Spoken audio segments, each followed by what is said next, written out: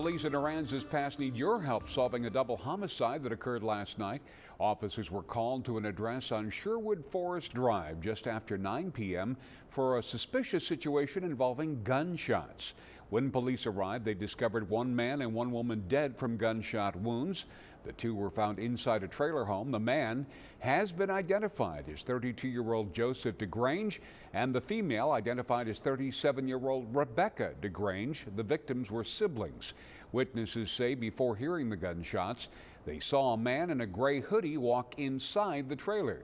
This is an ongoing investigation, but anyone with information is asked to call the Aransas Pass Police Department or Tri-County Crime Stoppers. New information